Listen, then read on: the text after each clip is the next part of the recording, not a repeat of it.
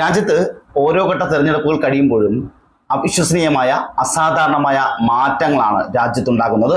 ഇതുവരെ നരേന്ദ്രമോദി മൂന്നാമതായും വിജയിച്ചു കയറുമെന്നും ഹാട്രിക് വിജയം നേടുമെന്നും പ്രവചിച്ചിരുന്ന ഗോദി മീഡിയ, അതായത് മോദിയുടെ തന്നെ സ്വന്തം മാധ്യമങ്ങൾ പോലും ഇപ്പോൾ ഏതാണ്ട് മാറ്റി പറയുന്ന സാഹചര്യത്തിലേക്ക് എത്തിയിരിക്കുന്നു. മാത്രമല്ല, മോദിയെ എതിർക്കുന്ന തലത്തിലേക്ക് വരെ എത്തിയിരിക്കുന്നു.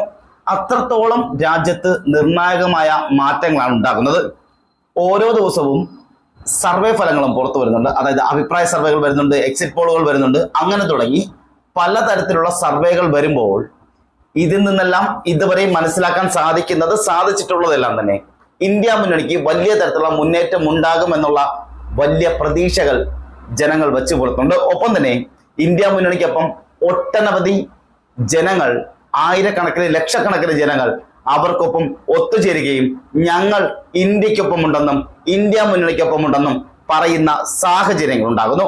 മാത്രമല്ല, നമ്മളിവിടെ നോക്കുമ്പോൾ ഓരോ ദിവസത്തെ സർവേ ഫലങ്ങൾ പറയുമ്പോഴും അത് റിപ്പോർട്ട് ചെയ്യപ്പെടുമ്പോഴും കമന്റ് ബോക്സിൽ ഏറ്റവും അധികമായി വരുന്നത് EVM തട്ടിപ്പുണ്ടാകും, EVM ഇരിക്കുന്നിടത്തോളം കാലം BJPയെ തോൽപ്പിക്കാൻ സാധിക്കില്ല, ഇത് നിങ്ങളുടെ വ്യാമോഹമല്ലേ എന്നുള്ള തരത്തിലുള്ള വലിയ തരത്തിലുള്ള കമന്റുകളെല്ലാം വരാറുണ്ടെങ്കിൽ പോലും EVM അല്ല, ഇനി എന്തൊക്കെ സംഭവിച്ചാലും ഇന്ത്യ മുന്നണി അധികാരത്തിൽ വരണമെന്നുണ്ടെങ്കിൽ അത് ഉറപ്പായും വരിക തന്നെ ചെയ്യും. എന്നാൽ ഇപ്പോൾ നമ്മൾ നോക്കാൻ പോകുന്നത് മറ്റൊരു സർവേയാണ്. സർവേ ഫലങ്ങളെല്ലാം പുറത്തു വരുമ്പോഴും വലിയ തരത്തിലുള്ള മുന്നേറ്റമാണ് ഇന്ത്യ മുന്നണിക്ക് ഉണ്ടാകുന്നത്.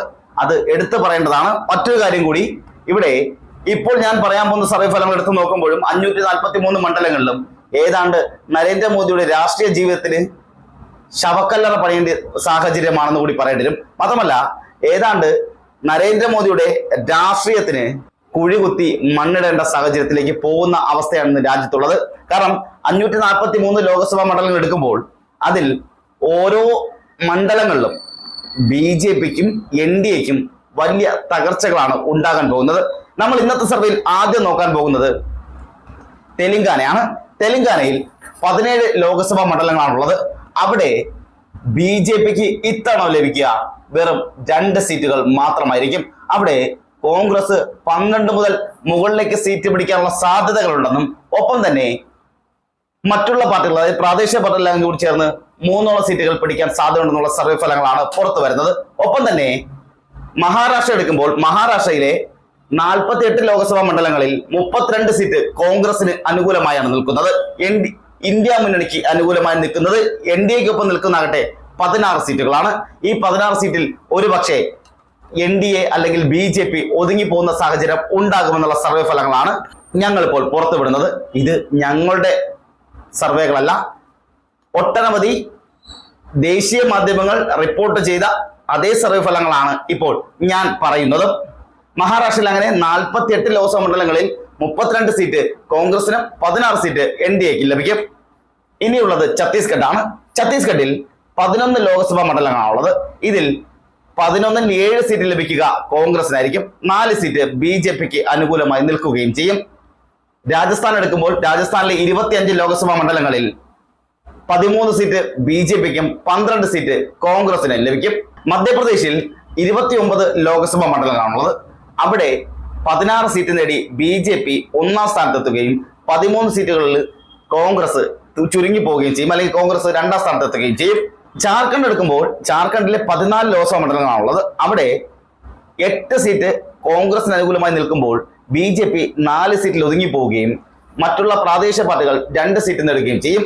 അസം എടുക്കുമ്പോഴും ഇതേ സാഹചര്യത്തിൽ നിന്നും ഇച്ചിരി കൂടി BJPക്ക് വ്യത്യാസമുണ്ട്. BJP അവിടെ 14 ലോക്സഭാ മണ്ഡലങ്ങളിൽ 9 സീറ്റ് BJPക്ക് അനുകൂലമായും ബാക്കിയുള്ള 5 സീറ്റ് കോൺഗ്രസിന് അനുകൂലമായി നിൽക്കും. പഞ്ചാബ് എടുക്കുമ്പോൾ പഞ്ചാബിലെ 13 സീറ്റിൽ BJP വട്ടപൂജ്യമായി നിലനിൽക്കുമെന്നുള്ള സർവേ ഫലങ്ങളാണ് പുറത്തു വരുന്നത്. പഞ്ചാബിൽ 1 സീറ്റ് പോലും BJPക്കോ NDAക്കോ പിടിക്കാൻ സാധിക്കില്ല എന്നും അവിടെ 9 സീറ്റ് കോൺഗ്രസും 4 സീറ്റ് അവിടുത്തെ പ്രാദേശിക പാർട്ടികളും പിടിക്കുമെന്നുള്ള സർവേ ഫലങ്ങൾ അവിടെ നിന്ന് വരുന്നു. അഭിപ്രായ സർവേകളാണ് ഇതെല്ലാം. ഹരിയാനയിൽ ഉള്ളതാകട്ടെ 10 ലോക്സഭാ മണ്ഡലങ്ങളാണ്. ആ 10ൽ 6 സീറ്റ് കോൺഗ്രസിനും 4 സീറ്റ് BJPക്കും ലഭിക്കും. ഉത്തരാഖണ്ഡ് എടുക്കുമ്പോൾ 5 ലോക്സഭാ മണ്ഡലങ്ങളിൽ 3 സീറ്റ് BJPക്ക് അനുകൂലമായി നിൽക്കുമ്പോൾ 2 സീറ്റ് കോൺഗ്രസ് അനുകൂലമായി നിൽക്കും. ഒഡീസ എടുക്കുമ്പോൾ 21 ലോക്സഭാ മണ്ഡലങ്ങളിൽ 11 സീറ്റ് പിടിക്കുന്നത് അവിടുത്തെ പ്രാദേശിക പാർട്ടികളാണ്. 5-5 വെച്ച് കോൺഗ്രസും BJPയും പങ്കിടും. അതായത് 5 സീറ്റ് കോൺഗ്രസിനും 5 സീറ്റ് BJPക്കും ലഭിക്കും. ആന്ധ്രാപ്രദേശിലുള്ള 25 ലോക്സഭാ മണ്ഡലങ്ങളിൽ 14 സീറ്റ് അവിടുത്തെ പ്രാദേശിക പാർട്ടികൾ പിടിക്കുമ്പോൾ 5 സീറ്റ് കോൺഗ്രസിനും 6 സീറ്റ് BJPക്കും ലഭിക്കും.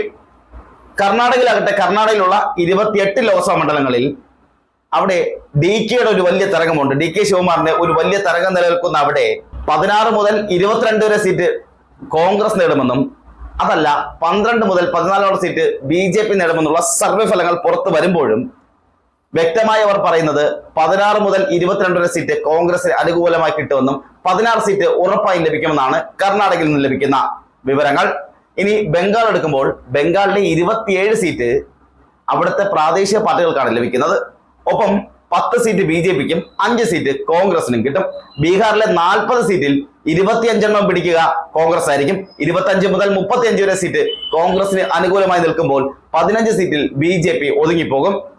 ഹിമാചൽ എടുക്കുമ്പോൾ ഹിമാചലിലെ 4 ലോക്സഭാ മണ്ഡലങ്ങളിൽ 2 സീറ്റ് BJPക്കും ഒപ്പം തന്നെ 2 സീറ്റ് കോൺഗ്രസിനും ലഭിക്കും.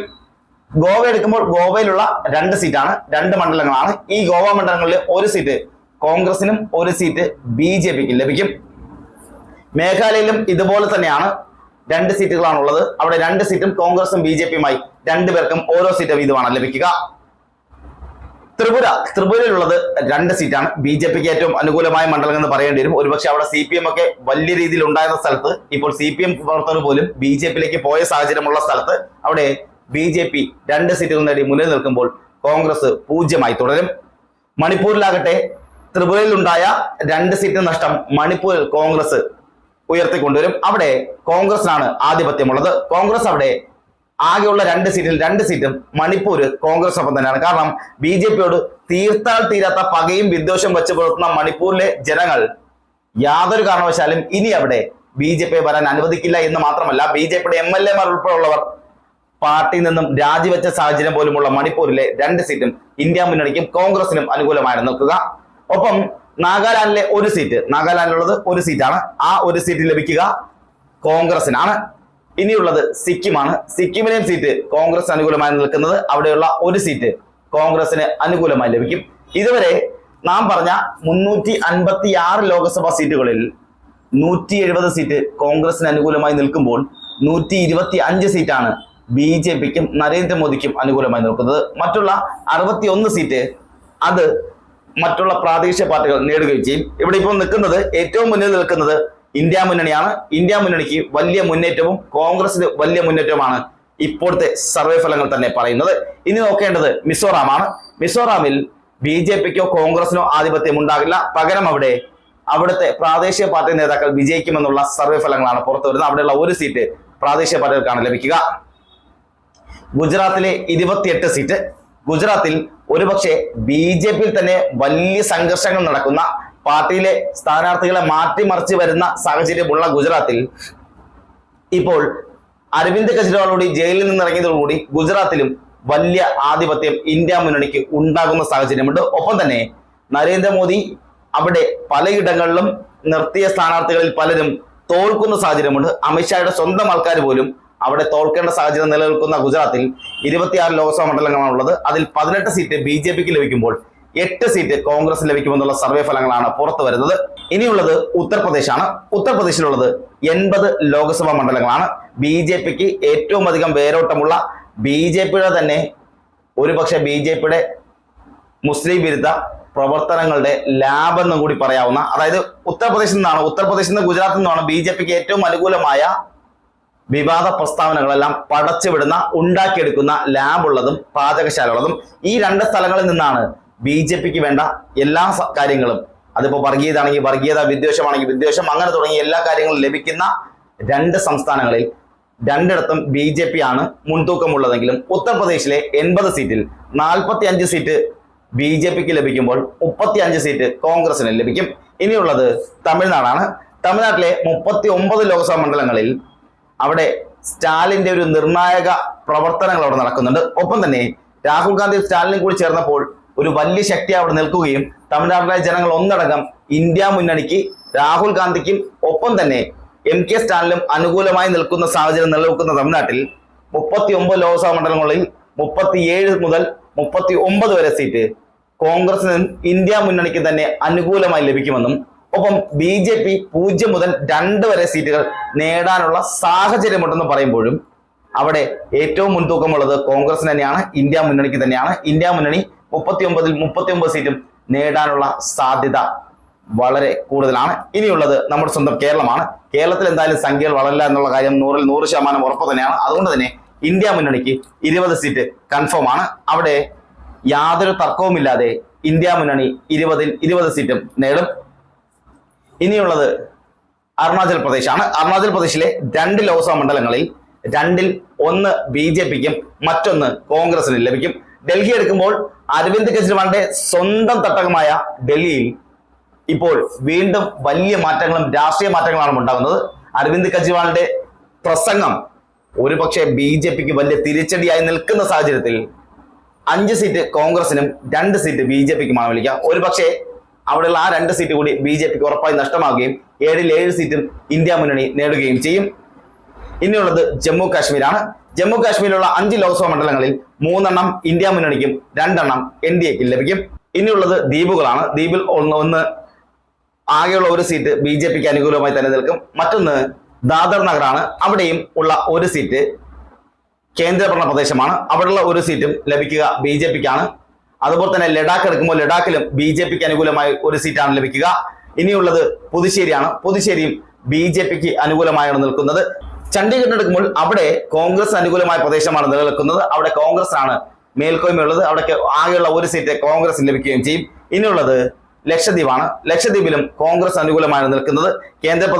കേന്ദ്രഭരണ പ്രദേശമാണെങ്കിൽ പോലും അവിടെയും വോട്ട് ലഭിക്കുക, സീറ്റ് ലഭിക്കുക കോൺഗ്രസിനായിരിക്കും. ഇനിയുള്ളത് ആൻഡമാനാണ്. ആൻഡമാനിലുള്ളത് 1 സീറ്റാണ്. ആ സീറ്റ് BJPക്ക് അനുകൂലമാണ് ലഭിക്കുന്നത്. അങ്ങനെ ആകെയുള്ള 543 ലോക്സഭാ മണ്ഡലങ്ങളിൽ ഇതുവരെ നമ്മൾ നോക്കിയ എല്ലാ മണ്ഡലങ്ങളുടെയും വിജയ് പ്രതീക്ഷകൾ എടുത്തു വെച്ച് നോക്കുമ്പോൾ അതിൽ 200 സീറ്റ് BJPക്ക് ലഭിക്കുമ്പോൾ 281 സീറ്റ് ഇന്ത്യ മുന്നണിക്ക് അനുകൂലമായി നിൽക്കുകയും മറ്റുള്ള 62 സീറ്റ് പ്രാദേശിക പാർട്ടികൾക്കൊപ്പം നിൽക്കാറാണ് പതിവ്, അല്ലെങ്കിൽ നിൽക്കുകയാണ് ചെയ്യുന്നത്. അവിടെ ഇനിയുള്ളത് 281 സീറ്റുകൾ നേടി ഇന്ത്യ മുന്നണി മുന്നിൽ നിൽക്കുമ്പോൾ പ്രാദേശിക പാർട്ടിയായ പലരെയും ചേർത്തുകൂടി നിർത്തിയാൽ 281-ഉം 62 ചേർക്കുമ്പോൾ വലിയ മുന്നേറ്റം അവിടെ ഇന്ത്യ മുന്നണിക്ക് ഉണ്ടാവുകയും ചെയ്യും. അതല്ല, ഇനിയിപ്പോൾ അവർ NDA അനുകൂലിച്ചാണ് നിൽക്കുന്നതെങ്കിൽ പോലും 200-ഉം 62 എടുക്കുമ്പോൾ 262 സീറ്റുകൾ മാത്രമേ ആവുകയുള്ളൂ. അവിടെ BJP പ്രതിപക്ഷത്തേക്ക് പോകുന്ന സാഹചര്യം ഏതാണ്ട് ഉറപ്പാണ്. അങ്ങനെ വന്നാൽ ഞാൻ നേരത്തെ പറഞ്ഞ പോലെ രാഷ്ട്രീയപരമായി നരേന്ദ്രമോദിയുടെ കുഴിക്ക് മണ്ണിടുന്നത് രാഹുൽ ഗാന്ധി ആയിരിക്കും.